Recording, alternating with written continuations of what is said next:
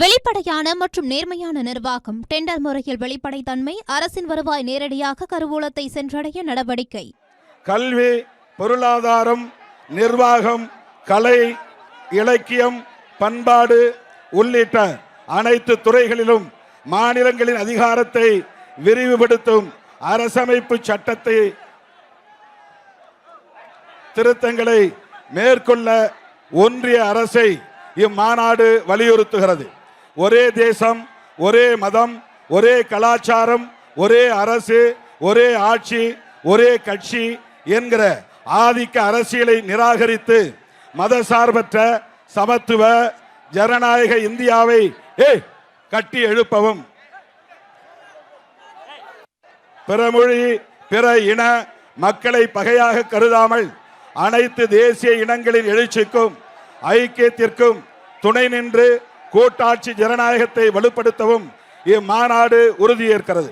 இப்படி 125 தீர்மானங்கள் அரசமைப்பு சட்டம்,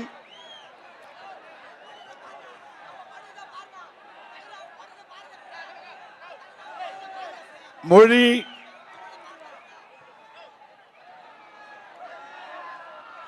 கல்வி, ஆளுநர் உள்ளிட்ட தமிழீழம் உள்ளிட்ட பல்வேறு தீர்மானங்களை நாம் நிறைவேற்றியிருக்கிறோம். அதில் இலங்கை அரசு புதிதாக வரையறுக்க உள்ள அரசியலமைப்பு சட்டம் கடந்த 77 ஆண்டுகளாக தமிழர்கள் எதிர்கொண்டு வரும் இன பாகுபாடு, அரசியல் உரிமை மறுப்பு, நில ஆக்கிரமிப்பு, திட்டமிட்ட சிங்கள குடியேற்றம் மற்றும் தமிழர்களின் பாரம்பரிய அடையாள சிதைப்பு ஆகியவற்றை மேலும் தீவிரப்படுத்தும் வகையில் அமையும் என்கிற அச்சம் ஈழத் தமிழர்களிடையே மேலோங்கியுள்ளது. குறிப்பாக முழுமையான ஒற்றையாட்சி முறையை திணித்து தமிழ் மக்களின் வாழ்வுரிமைகளை முற்றாக சிதைக்கும் நோக்கில் அச்சட்டம் வடிவமைக்கப்பட இருப்பதாகவும் தெரிய வருகிறது. இந்நிலையில் தமிழ் மக்களின் ஜனநாயக உரிமைகளை பாதுகாக்கும் வகையில் அச்சட்டம் அமைந்திட வேண்டும் என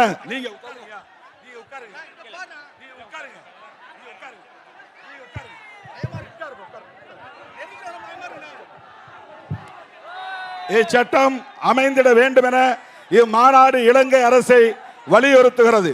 இனச்சக்களுக்கு தனி தமிழீழம் ஒன்றே தீர்வு என்பதுதான் விடுதலை சிறுத்தைகளின் நிலைப்பாடாகும். எனினும் உலகெங்கும் வாழும் ஒட்டுமொத்த தமிழ் மக்களின், ஈழத் தமிழர்களின் கருத்தறியும் வகையில் பொது வாக்கெடுப்பை நடத்த வேண்டும் என இலங்கை அரசுக்கும் இந்திய அரசு உள்ளிட்ட அனைத்துலக சமூகத்திற்கும் இம்மாநாடு வேண்டுகோள் விடுக்கிறது. இப்படி தமிழீழம் தொகுதி மறு வரையறை உள்ளிட்ட 13 தலைப்புகளில் 125 தீர்மானங்களை நாம் நிறைவேற்றியிருக்கிறோம். இந்த தீர்மானங்களை நிறைவேற்றும் வகையில் அனைவரும் கைகளை தட்டி வரவேற்குமாறு கேட்டுக்கொள்கிறேன்.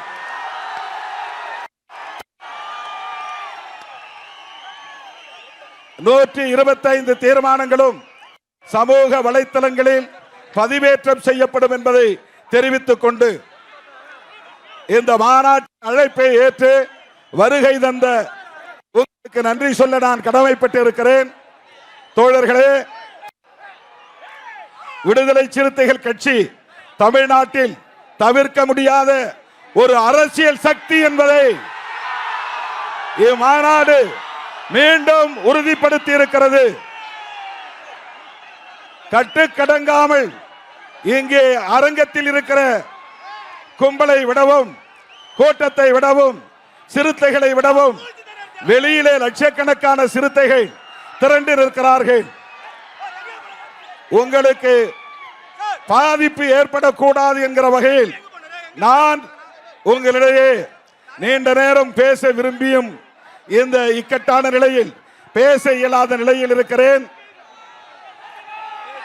என்னுடைய அழைப்பை ஏற்று வருகை தந்த உங்கள் அனைவருக்கும் நன்றி கூறி அனைவரும் பாதுகாப்பாக கலைந்து செல்லுமாறு கேட்டுக்கொள்கிறேன்.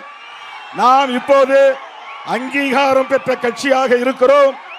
இனி வருங்காலத்தில் விடுதலை சிறுத்தைகள் தமிழகத்தின் ஆளுங்கட்சியாக வளர வேண்டும். இத்தனை காலம் ஆளுங்கட்சியோடு நாம் கூட்டணி வைத்தோம். திமுக ஆளும் கட்சி, அதிமுக ஆளும் கட்சி, காங்கிரஸ் ஆளும் கட்சி. இன்றைக்கு ஆளுகிற முதலமைச்சர் அன்பு சகோதரர் ஜோசப் விஜய் அவர்களோடு நாம் கூட்டணி வைத்திருக்கிறோம். விடுதலை சிறுத்தைகளும் தமிழக வெற்றி கழகமும் இன்னைக்கு இந்த களத்தில், தமிழக அரசியல் களத்தில் இணைந்தே பயணிக்கும். விடுதலை சிறுத்தைகளும் ஆளும் கட்சியாக பரிணமிக்கும். அனைவருக்கும் நன்றி கூறி விடைபெறுகிறேன். வெளிப்படையான மற்றும் நேர்மையான நிர்வாகம், டெண்டர் முறையில் வெளிப்படைத்தன்மை, அரசின் வருவாய் நேரடியாக கருவூலத்தை சென்றடைய நடவடிக்கை.